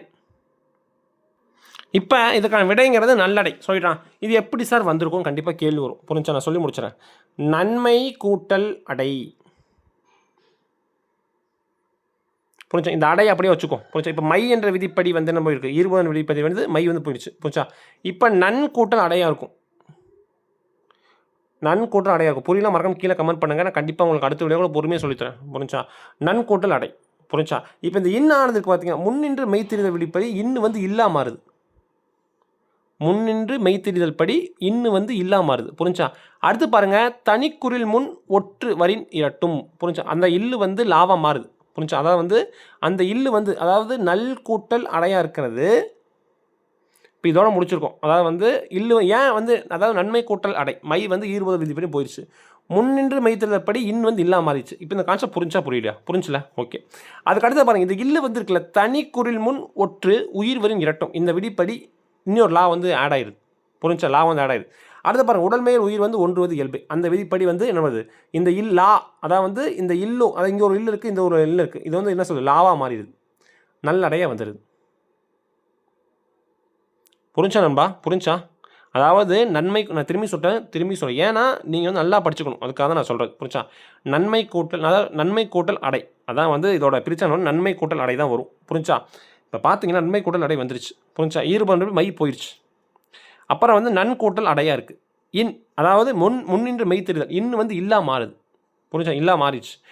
இப்போ என்ன இருக்கும், நல் கூட்டல் அடையாக இருக்கும், புரிஞ்சா? நான் சொல்ல நல்லா கவனிச்சுக்கேன். அதுக்கு அடுத்தது பார்த்தீங்கன்னா நல்லடை தனிக்குரல் ஒற்று உயிர் வரும் இரட்டும் அந்த இல்லு வந்து இன்னொன்னா இல்லா மாறுது. அதாவது இந்த விதிப்படி அதாவது தனிக்குரல் முன் ஒற்று உயிர் வரும் இரட்டும் அப்போ இல்லு இன்னொரு இல்லா மாறும்போது அப்போ நல்லன்னு இருக்குது. அதாவது நான் இல் இல் இப்போ ரெண்டு இல் இருக்குது. இது பார்த்தீங்கன்னா ஆடை. இப்போ இது எப்படி எழுதுவீங்கன்னா நல்ல ஆடையை எழுதுவோம். இது வந்து லாவா மாறிடுது, அப்போ நல்ல அடைய மாறிடுது, அவ்வளோதான். இதுதான் விதை, புரிஞ்சா? அடுத்தது பாருங்கள், தவறான பொருந்தி இருப்பதை தேர்ந்தெடுக்கும். இது சொல்லுங்க அப்போ. மண் மண் மெய் முன் உயிர், இது வந்து கண்டிப்பாக சொல்கிறேன், கண்டிப்பாக இந்த டைம் வந்து ஒரு கேள்வி கண்டிப்பாக உறுதி. புணர்ச்சி விதி நான் சொன்ன மாதிரி கண்டிப்பாக ஒரு கொஸ்டின் உறுதிங்க, ஆணித்தரமாக சொல்கிறேன், தயவுசெய்து சொல்கிறேன், படிச்சுக்கேன், புரிஞ்சா? ஓகே, பார்த்து இந்த வீடியோ புரியலாம் கீழே கமெண்ட் பண்ணுங்கள், நான் அடுத்த வீடியோ கூட பொறுமையாக உட்காந்து சொல்லித்தரேன், புரிஞ்சா? ஏன்னா சொல்லித்தர டைம் இருக்குது, நான் எவ்வளோ கேட்டாலும் கூட சொல்லித்தருவேன், தப்பு பண்ணிடுறாங்க எக்ஸாமில் போயிட்டு, ஏன்னா வாழ்க்கை, புரிஞ்சா? ஓகே, இப்போ பாருங்கள், மெய் முன் உயிர் இது என்ன சொல்லு பார்த்தா இன்னா வந்திருக்கா, இங்கே இன் வந்திருக்கு, புரிஞ்சா? இங்கே வந்து உயிர் வந்திருக்கு, ஆ வந்திருக்கு, புரிஞ்சா? அப்போ வந்து இது வந்து கரெக்டு. தவறாக போய் தான் கேட்குறாங்க. கிளி மூக்கு கிளி இல்லு கூட்டல் ஈ போடுவோம், புரிஞ்சா? இங்கே ஈ இருக்குது. மூக்கு இம்மு கூட்டல் ஊ, புரிஞ்சா? அப்போ பாருங்கள், இங்கே ப்ளஸ் போடுங்க, கடைசி எழுத்து போடுங்க, இல்லு கூட்டல் ஈ இம்மு கூட்டல் ஊ. அப்போ உயிர் இருக்குது ப்ளஸ் பார்த்தீங்கன்னா மெய்யும் இருக்குது, உயிர் முன் மெய், கரெக்டு, புரிஞ்சா? இடை அலகு. அடுத்து பாருங்கள், இடை அலகு. இடை அலகு என்ன சொல்கிறாங்க, இட்டு கூட்டல் ஐ, இட்டு கூட்டல் ஐ ப்ளஸ் வந்து அலகுக்கு வந்து ஆ வச்சுருக்கோம், புரிஞ்சா? இட்டு ப்ளஸ் ஐ ஆ வந்திருக்கு. இப்போ இது பார்த்தீங்க இடை, அப்போ இங்கே என்ன வரணும்னா உயிர் முன் உயிர் தான் வரணும், உயிர் முன் உயிர் தான் வரணும். ஆனால் இங்கே என்ன கொடுத்துருக்காங்கன்னா மெய் முன் உயிர்னு கொடுத்துருக்காங்க, இது தவறு. புரிஞ்சுதோ கான்செப்ட் புரிஞ்சால் எனக்கு சந்தோஷங்க, புரிஞ்சா? திரும்பி சொல்கிறேன், கிளி மூக்கு உங்களுக்கு இது கூட புரிஞ்சுக்க, இது வந்து மெய், இது வந்து உயிர். மரம் கிளை, மரம் இம்மு புரிஞ்சா? கீழே எக்கு கூட்டல் ஈயாக வந்திருக்கும். அதாவது எம்மு ப்ளஸ் எக்கு கூட்டல் இ அப்படி தான் வந்திருக்கும். மரக்கிளையாக மாறி இருக்கும். புரிஞ்சா? இதுதான் கான்செப்ட். நல்லா புரிஞ்சுங்க. திரும்பி சொல்கிறேன். திரும்பி ஒரு டைம் நான் உங்களுக்கு தயவுசெய்து சொல்கிறேன். ஏன் சொல்கிறேன்னா கொஷின் ரொம்ப முக்கியமான கொஷின். மெய் இன்னு புரிஞ்சா? உயிர் வந்து ஆ, அப்போ வந்து மெய் முன் மெய் உயிர் கரெக்டு. கிளி மூக்கு கீழி இல்லு கூட்டல் இ, இது வந்து மூக்கு வந்து இம்மு வந்திருக்கணும். புரிஞ்சா? அப்போ ஈ வந்திருக்கு, இம்மு வந்திருக்கு. அப்போ உயிர் முன் உயிர் கரெக்டு. இடையலகு ஐ, இங்கே உயிர் முன் உயிர் தான் வரணும், இடையலகுனா வரலை. அப்போ இதுதான் வந்து தவறாக புரிஞ்சிருக்குது. புரிஞ்சா? புரிஞ்சா? நம்ம இதுக்கான விடைங்கிறது சரி, நான் இங்கே ஸ்கிப் பண்ணிட்டேன். இதுக்கான விடைங்கிறது இதுதான் வரும். புரிஞ்சா? இதில் வந்து நீங்கள் பார்க்க வேண்டியது, அதாவது கருப்பொருள் பார்த்தோம். இந்த குறிஞ்சி முல்லை மருதமயம் உருப்பொருளும் உரிய பொருளும் வந்து ரொம்ப முக்கியமான ஒன்று. குறிஞ்சிக்கு வந்து சொல்லுவாங்க புனதலும் புனதல் நிமித்தமும், முல்லைக்கு வந்து இருத்தலும் இருத்தல் நிமித்தம், மருதமுக்கு வந்து ஊடலும் ஊடல் நிமித்தமும், நெய்தலுக்கு வந்து இரங்கலும் இரங்கல் நிமித்தமும். புரிஞ்சா? இரங்கலும் இரங்கல் நிமித்தமும். அதுக்கப்புறம் பார்த்தீங்கன்னா பாலைக்கு பிரிதலும் பிரிதல் நிமித்தம். இது வந்து ரொம்ப முக்கியமான ஒன்று. அதே மாதிரி திரும்பி ஒரு டைம் சொல்கிறேன், நல்லா கவனிச்சுங்க. திணை பெரும்பொழுது சிறும்பொழுது. குறிஞ்சிக்கு வந்து யாமம். புரிஞ்சா? பெரும்பொழுதுக்கு வந்து குளிர்காலம், முல்லைக்கு வந்து மாலை, அதே மாதிரி இதுக்கு வந்து கார்காலம், மருதமுக்கு வந்து 6 பெரும்பொழுதுகளும். புரிஞ்சா? அதே மாதிரி நெய்தலுக்கு 6 பெரும்பொழுதுகளும். சிறுபொழுது வந்து ஏற்பாடு நெய்தலுக்கு, பாலைக்கு வந்து இளவேணி முதுவேணி பின்பணி, சிறுபொழுது நண்பகல். இதெல்லாம் தயவுசெய்து எழுதி வச்சுக்கங்க. ரொம்ப ரொம்ப முக்கியமான ஒன்று. நான் சொல்ல எழுதி வச்சுட்டா தான் எக்ஸாம் அப்போ ஈஸியாக பார்த்துக்க முடியும். புரிஞ்சா? இளவேணிக்கு பார்த்தீங்கன்னா அதோட இது புரிஞ்சா? இது வந்து புக்கில் இருக்குது.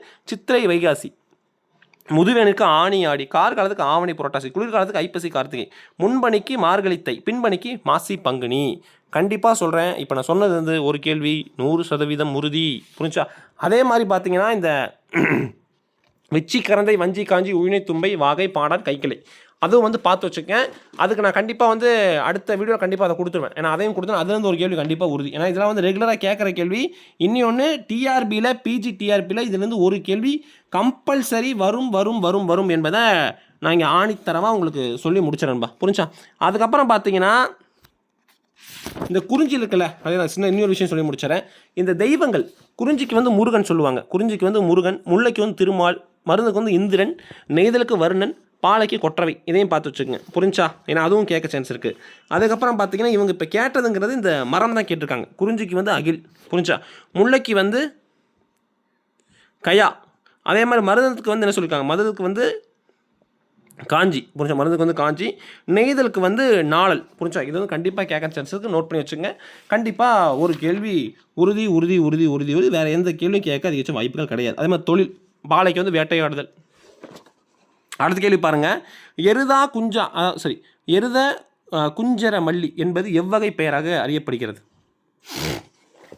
டக்குனு விடை கீழே கமெண்ட் பண்ணுங்கள்.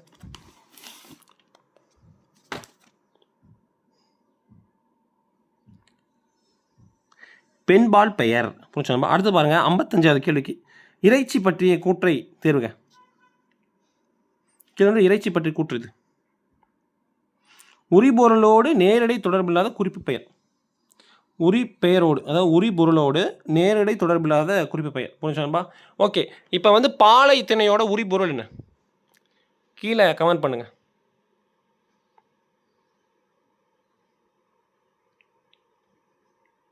அடுத்த கேள்வி பாருங்க. நாளும் கிழமையும் நலிந்தோருக்கு இல்லை, ஞாயிற்றுக்கிழமையும் பெண்களுக்கு இல்லை. இப்புது கவிதையின் ஆசிரியர் கந்தர்வன். இது ரொம்ப முக்கியமான ஒரு டாப்பிக்கு. இதையும் நான் பார்த்து முடிச்சிடறேன். இதையும் வந்து நான் உங்களுக்கு சொல்லி கொடுத்துட்டேன்னா எனக்கு உங்களுக்கு வந்து தமிழில் வந்து நீங்கள் ஃபுல் மார்க் எடுத்துருவீங்க. புரிஞ்சா? இப்போ வரைக்கும் பார்த்தீங்கன்னா ஒரு 12-13 கொஸ்டின் நான் கொடுத்துட்டேன், அவுட்டே பண்ணிட்டேன். எனக்கு எப்போ பிஜிடிஆர்பி என்ன பண்ண போகிறாங்கன்னு தெரியல. ஏன்னா கொஸ்டினே கொடுத்துட்டேன் உங்களுக்கு. புரிஞ்சா? அவங்களே யோசிப்பாங்க, இது இவ்வளோ பெரிய வீடியோ போடுவோம்னு நினச்சி பார்த்துக்க மாட்டாங்க. அது சக்ஸஸ்ஃபுல்லாக இருக்கட்டும். சரியா? ஓகே. இப்போ பார்த்தீங்கன்னா இதில் வந்து 4 இலக்கண குறிப்பு வந்து கேட்டிருக்காங்க. புரிஞ்சா? இந்த உரிச்சொத்தொடர்ங்கிறத பார்த்து வச்சுருவோம். அதாவது வைவேலுங்கிறது உரிச்சொத்தொடர். புரிஞ்சா? அதாவது சால உரு நனி கூர் களி மா. சால சிறந்தவன். புரிஞ்சா? நனி பெரியது. புரிஞ்சா? அதாவது மிகைப்படுத்தி சொல்கிறதா வந்து உரிச்சொத்தொடர்னு சொல்லுவாங்கப்பா. புரிஞ்சா? உரிச்சொத்தொடர்ங்கிறது சால உரு தவ நனி கூர் களி. மாநகரம்னு வருதுன்னா மா வந்து ஒரு உரிச்சொத்தொடர். அதையும் ஞாபகம் வச்சுக்கேன். மாங்கிறது ஒரு உரிச்சொத்தொடர். புரிஞ்சா? இதை ஞாபகம் வச்சுக்கேன். இந்த வைவேலுங்கிறது உரிச்சொத்தொடர் தான். புரிஞ்சா? சால உரு தவ நனி கூர் களி. இதை ஞாபகம் வச்சுக்கணும். மதிவானன் சார் உங்களுக்கு அது மாதிரி கொஸ்டின் வந்து மதிவானன் சார் உங்களுக்கு ஞாபகம் வரணும். அதை ஞாபகம் வச்சுக்கோங்க. புரிஞ்சா? மா வந்து என்ன சொல்லுவாங்க? உரிச்சொத்தொடர். புரிஞ்சா? அடுத்தது பாருங்கள். பொலிமறை, பொலிமறை, பொழிகின்ற மலை, பொழியும் மறை, அதை என்ன சொல்லுவாங்க, வினைத்தொகைன்னு சொல்லுவாங்க. 3 காலங்களை உணர்த்தி வந்தால் அது அதை என்ன சொல்லுவாங்க, வினைத்தொகைன்னு சொல்லுவாங்கப்பா. புரிஞ்சா? அறியா ஆண்மை, இதெல்லாம் சொல்லுவாங்க, குறிப்பு பெயரச்சம் சொல்லுவாங்க. நான் அவன், இதென்ன சொல்லுவாங்க, உண்மை தொகைன்னு சொல்லுவாங்க. அதாவது என்ற எழுத்து வெளிப்படையாக வராமல் இருந்தால் அது உண்மை தொகை. நானும் அவனும் வந்திருந்தால் அங்கே வந்து எண்ணுமை. நானும் அவனும் வந்திருந்தால் என்ன சொல்லுவாங்க, எண்ணுமைன்னு சொல்லுவாங்கப்பா. புரிச்சா? இதுக்கப்புறம் பண்புத்தொகை இருக்குது. பண்புத்தொகை உங்களுக்கு தெரியும் நினைக்கிறேன். பண்புத்தொகை பிரித்தால் மை வந்தால் அது பண்புத்தொகை. செந்தமிழ், அது என்ன சொல்லுவாங்க, பண்புத்தொகை. அதாவது ஒரு குணத்தை வந்து சொல்கிறது தான் பண்புத்தொகைன்னு சொல்லுவாங்கப்பா. அதுக்கப்புறம் பார்த்தீங்கன்னா பெயரச்சம் வினையச்சம், அதுவும் பார்த்துருவோமே. படி, படித்த, இத்து கூட்டல் ஆ, அதாவது இங்கே படித்த த ஆ, ஆள முடியுது பார்த்தீங்களா, அது பெயரச்சம். படித்து, படித்து, படித்து து ஊல முடியுது பார்த்தீங்களா, அது வினையச்சம் சொல்லுவாங்க. அப்புறம் பார்த்தீங்கன்னா படித்தல், படித்தல்னு சொல்லுவாங்க, தொழில் பெயர்னு சொல்லுவாங்கம்மா. முடிஞ்சா இதெல்லாம் கண்டிப்பாக நான் வச்சுக்க, பார்த்து வச்சுங்க. அதே மாதிரி செய்வினை செயற்பாட்டு வினை அப்படின்னு சொன்னது தான். செய்வினைன்னு சொல்லுவாங்க, மரத்தை அறிவாளால் வெட்டினான். புரிச்சா? மரத்தை அறிவாளால் வெட்டினான். அறிவாளால் மரத்தை வெட்டினான். புரிச்சா? மரத்தை அறிவாளால், சரி, மரம் அறிவாளால் வெட்டப்பட்டது, தப்பாக சொல்லிட்டு மன்னிச்சுங்க. மரம் அறிவாளால் வெட்டப்பட்டது. அறிவாளால், ஆள் வந்தால் என்ன சொல்லுவாங்க, செயற்பாட்டு வினை. புரிஞ்சா? என்ன சொல், அதை மாற்றி சொல்லுங்கள் பார்ப்போம். அது ஐ வந்தா, அதாவது வந்து ஒரே நிமிஷம். இப்போ பாருங்க நண்பா, அதாவது செய்வினை திருக்குறள், திருவள்ளுவர் திருக்குறளை ஏற்றினார். திருக்குறளை, புரிஞ்சா? அந்த ஐ வந்திருக்கு, அது வந்து செய்வினைன்னு சொல்லுவாங்க. திருக்குறள் திருவள்ளுவரால் ஏற்றப்பட்டது, அது வந்து செயற்பாட்டு வினைன்னு சொல்லுவாங்க. புரிஞ்சா? இப்போ அடுத்து பாருங்கள், மக்கள் மழை நீரை சேமித்தனர். புரிஞ்சா?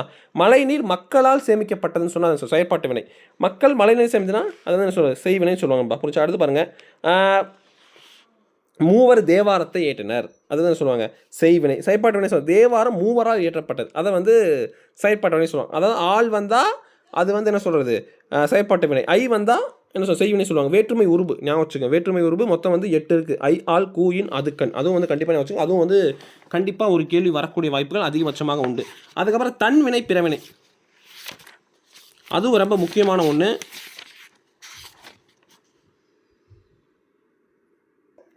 தன்வினை, புரிஞ்சா? தன்வினை என்ன சொல்கிறேன்னா, அதாவது யாழினி திருக்குறள் கற்றால், அப்படி சொல்லுவாங்க. தன்வினை, யாழினி திருக்குறளை கற்பித்தால், அதாவது கற்றால் வந்தால் தன்வினை, கற்பித்தால் வந்தால் அது பிறவினை. புரிஞ்சா? அதே மாதிரி பாத்திமா தமிழ் கற்றால், அது தன்வினை. பாத்திமா தமிழ் கற்பித்தால், சொல்லி கொடுத்துருக்கா, அப்போ பிறவினை. புரிஞ்சா? எழிலரசி சிவப்பதிகாரம் கற்றால், அது என்ன சொல்லுவாங்க, தன்வினை. எழிலரசி சிவப்பதிகாரம் கற்பித்தால் சொன்ன பிறவினை. அப்துல் நேற்று வந்தான், அது வந்து தன்வினை. அப்துல் நேற்று வரவழைத்தான் சொல்லுவாங்க, அதை வந்து பிறவினை சொல்லுவாங்கப்பா. புரிஞ்சா? இப்போ நான் சொன்னது வந்து கண்டிப்பாக சொல்ல ஒரு கேள்வி உறுதி. அடுத்த கேள்வி, கீழே உள்ளவற்றுள் எது தவறாக பொருத்தப்பட்டுள்ளது? காய்முன் நேர் வரது வெண்சீர் வெண்டலை, இது தனியாக கூட கேட்கலாம், முக்கியமானது. காய்முன் நேர் வந்தால் என்னங்கிறது இந்த வருஷம் கேட்கலாம். வெண்சீர் வெண்டலை. கன்னிமுன் நிறை வந்தால் ஒன்றிய வஞ்சித்தலை, தலை இருக்குது. மாமுன் நேர் வந்தால் நேர் ஒன்றாசிரிய தலை. புரிச்சா? நேர் ஒன்றாசிரிய தலை, நேர் நேர் தேமா, நேர் நேர் புளிமா, நேர் நேர் கருவிலம், நேர நேர் கூவிலம் சொல்லுவாங்க. புரிச்சா? அதை வந்து நம்ம இன்னொரு வழியாக டீட்டெயில் பார்ப்போம். ஏன்னா அதுலேருந்து ஒரு கொஸ்டின் உண்டு, கண்டிப்பாக இந்த கேள்வி கேட்க வாய்ப்பு இருக்குது. ஏன்னா காய்முன் நேர் இது ரெகுலராக கேட்குறாங்க. காய்முன் நேர் வெண்சீர் வெண்டலை. கனிமுன் நேரை ஒன்றிய வஞ்சித்தலை. மாமுன் நேர் நேராசிரியர் தலை. புரிஞ்சான்பா? ஓகே. அடுத்து பாருங்கள், வல்லினம் மிகும் இடம் மிகா இடத்தில் சரியானது இது? டக்குன்னு விடைய சொல்லுங்க பார்ப்போம்.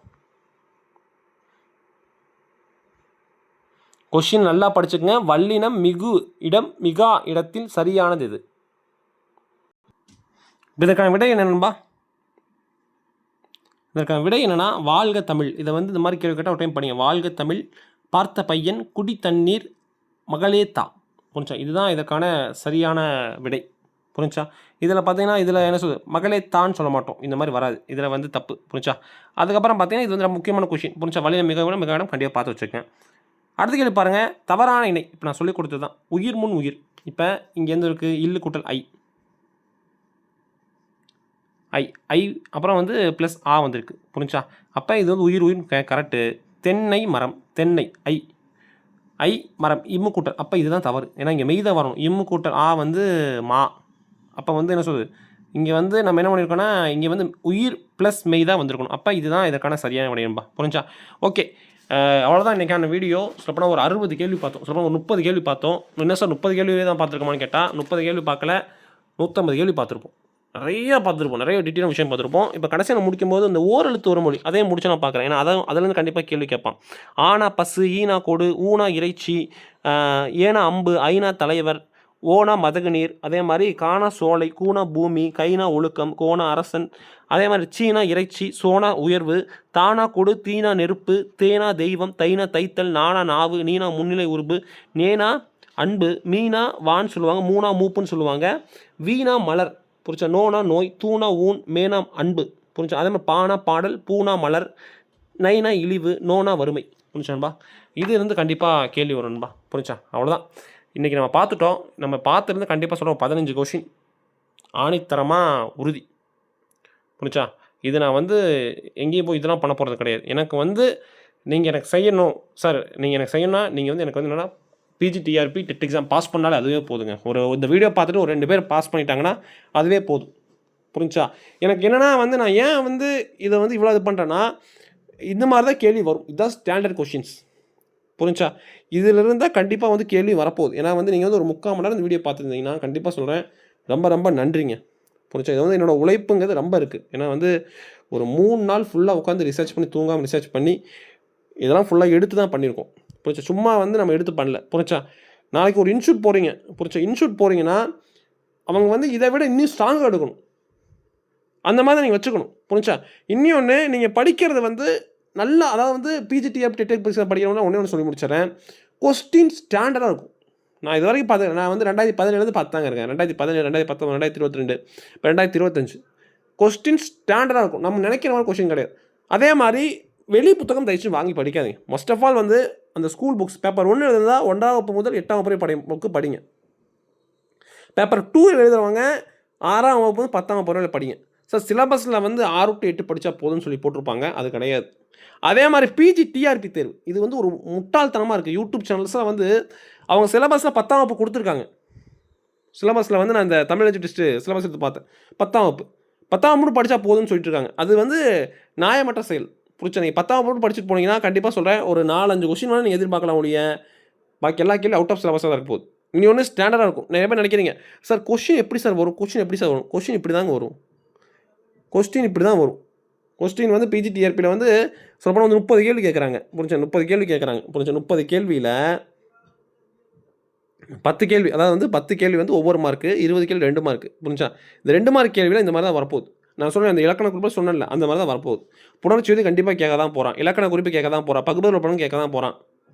நான் சொல்கிறேன், 8 தொகை நூல்கள் கண்டிப்பாக கேட்க தான் போகிறான். 10 பாட்டு கேட்க தான் போகிறான். நான் கொஷின் பேப்பரே கொடுத்தாச்சுங்க. இதுக்கு மேலே என்ன சொல்கிறது. நீங்கள் இந்த வீடியோ மறக்காமல் சேவ் பண்ணி வச்சுக்கேன். எக்ஸாம் போகிறவங்க இதை பார்த்துட்டு போயிடும் புரிஞ்சா. பார்த்துட்டு போனால் போதும். கண்டிப்பாக சொல்ல ஒரு 15 கொஸ்டின் நீங்கள் அடிச்சிருவீங்க. 15 கொஸ்டின் அடிச்சிங்க பேப்பர் பி போயிடலாம். பார்ட் பி போயிடலாம். இது நான் பிஜிடிஆர்பி சொல்கிறேன். பார்ட் பி போயிடலாம். பார்ட் பி போனீங்கன்னா அதில் போய் பார்த்துட்டோம்னா கிளியர் பண்ணிடலாம் புரிஞ்சா. அதனால் சார் இதுக்கு மேலே தமிழ் டெஸ்ட் நான் பார்க்கணும்னு கேட்டால் ஸ்டாப் பண்ணிவிட்டு ஒழுங்காக மேஜருக்கு நல்லா படிங்க புரிஞ்சா. தமிழ் டெஸ்ட்டுக்கு இந்த வீடியோ உங்களுக்கு போதும். ப்ளஸ் இன்னும் 2-3 வீடியோ போட போகிறேன். அது ஒரு சில கான்டென்ட் இருக்குது. அதெல்லாம் போட்டோன்னா மோஸ்ட்லி ஃபுல்லாகவே கவர் ஆயிரும். ஃபுல்லாக கவர் ஆச்சா இதுதான் போதும் புரிஞ்சா. ப்ளஸ் பார்த்தீங்கன்னா டிஎன் டெட்டு தமிழ், அதாவது தமிழ் டெஸ்ட் பொறுத்த வரைக்கும் அதில் தமிழில் இந்த கேள்வி கேட்க போகிறோம். இந்த மாதிரி கேள்வி கேட்க போகிறோம். இதில் எத்தனை பேருக்கு விடைகள் சரியாக தெரிஞ்சுங்கிறத மறக்காமல் கீழே கமெண்ட் பண்ணுங்கள். அதையும் சொல்லி முடிச்சிடறேன் புரிஞ்சா. இதுக்கப்புறம் பார்த்தீங்கன்னா அந்த தொகை எழுத்து சொல், அதுக்கப்புறம் யாப்பு, அணியெல்லாம் பார்த்துட்டோம். அணி ஒரு 4 கொஸ்டின் பார்த்துருப்போம். அந்த அணியிலேருந்து ஒரு கேள்வி உறுதி. பகுபொருள் கூட பார்த்தாச்சு. வலிமை மிகுட மிக இடம் பார்த்தாச்சு. அந்த ஓரல் தோறுமே பார்த்தாச்சு. இலக்கண குறிப்பு பார்த்தாச்சு. மோஸ்ட்லி எல்லாமே கவர் பண்ணிட்டோம். இதுக்கு மேலே கேள்வி கேட்டாங்கன்னா கேட்க மாட்டாங்க நம்புகிறேன். ஏன்னா இதுதான் ஸ்டாண்டர்ட் கொஸ்டின். இதுதான் பிஜிடிஆர்பியில் இருக்க போகுது புரிஞ்சா. நான் உங்களுக்கு கொஸ்டின் பேப்பரையும் கொடுத்துட்டேன். நல்லா படிங்க. கண்டிப்பாக கிளியர் பண்ணுவோம். நம்பி படிங்க. ஏன்னா நம்பிக்கை மட்டும் தான் நமக்கு வேணும். ஏன்னா நிறைய பேர் என்னன்னா ஒரு இதாக இருக்கீங்க, அதாவது கிளியர் பண்ண முடியுமா முடியாதா அந்த மாதிரி நினைக்காங்க. முடியும்னு நினச்சி படிங்க. நான் பெரியோட சொல்கிறேன். ஏன்னா நம்ம முடியும்னு நினச்சி படித்தா தாங்க முடியும் புரிஞ்சா. கண்டிப்பாக நம்பிக்கையாக படிங்க. கண்டிப்பாக சொல்கிறேன், இந்த டைம் பாஸ் பண்ணுவீங்க. ஆணித்தரமாக சொல்கிறேன். இந்த வீடியோ இவ்வளோ விஷயம் பார்த்துருக்கீங்களா, சொல்ல 1 hour எனக்காக ஸ்பெண்ட் பண்ணி பார்த்துருக்கீங்களா, கண்டிப்பாக சொல்கிறேன், ஆணித்தரமாக நீங்கள் பாஸ் பண்ணுவீங்க. பாஸ் பண்ணியே திருவீங்க. நம்பிக்கையோடு இருங்க. நம்பிக்கை மட்டும் இருந்தால் போதுங்க, ஜெயிச்சிடலாம். எதனாலும் ஜெயிச்சிடலாம். இந்த உலகத்தில் எல்லாமே ஈஸி தாங்க புரிஞ்சா. எதுவும் கஷ்டமே கிடையாது. இன்னொன்று எக்ஸாம் பார்க்க முன்னாடி உடனே சொல்லி முடிச்சிடறேன். பயப்படாமல் போங்க, தெளிவாக போங்க. கண்டிப்பாக நீங்கள் எல்லா கொஸ்டினும் நீங்கள் படிச்சிருக்கீங்க நம்பி போங்க. அது எல்லா கொஸ்டினும் உங்களுக்கு ஆன்சர் கண்டிப்பாக தெரியும் நம்பி போங்க. கஷ்டமாக இருக்கும் நம்பியே போகாதீங்க சொல்கிறேன். தொடர்ச்சியாக வீடியோ வேணும்னா மறக்காமல் லைக் பண்ணுங்கள், ஷேர் பண்ணி சப்ஸ்கிரைப் பண்ணுங்கள். நீங்கள் கொடுக்குற வியூஸ் சப்போர்ட்டில் தான் அடுத்த வீடியோ போடுறதுக்கான முடியும். இந்த மாதிரி வீடியோ கொடுக்கணும்னா இது எவ்வளோ பெரிய கஷ்டங்கிறது உங்களுக்கு தெரியும் புரிஞ்சா? நம்ம வந்து இப்போ வந்து இந்த வீடியோவில் வந்து நான் வந்து இன்ஸ்டியூட்டில் போய் எடுத்தால் பாருங்க 15,000 20,000 கொடுக்க போகிறாங்க. நான் ஆனால் எனக்கு அதெல்லாம் வேணாம்னு சொல்லிட்டு இதை வந்து யூடியூப்பில் உங்களுக்காக ஒரு ஒரு டெமோ ஒரு ஃப்ரீயாக தான் கொடுத்துருக்கேன். புரிஞ்சா? பார்த்துட்டு ஃப்ரெண்ட்ஸுக்கெல்லாம் சொல்லுங்கள், இந்த வீடியோ காட்டுங்க, இந்த மாதிரி சேனல் இருக்குன்னு சொல்லுங்கள், சப்ஸ்கிரைப் பண்ண சொல்லுங்கள். உங்கள் ஸ்கூலுக்கு போனீங்கன்னா மிஸ்டேக்லாம் சொல்லுங்கள், சார்ட்லாம் சொல்லுங்கள். ப்ளஸ் இன்ஸ்டியூட்டில் போய் படிக்கிறவங்க இன்ஸ்டியூட்டில் போய் சொல்லுங்கள், உங்கள் ஃப்ரெண்ட்ஸ்க்கெல்லாம் ஷேர் பண்ணுங்கள். அதுதான் நான் சொல்லிக்கிறது. வெற்றி நிச்சயம் இவ்வளோ தான். இது நிறைய பேத்துக்கு பயனுள்ளதாக இருக்கணும். அது ஒன்று தான் என்னோட வேண்டுகோள்.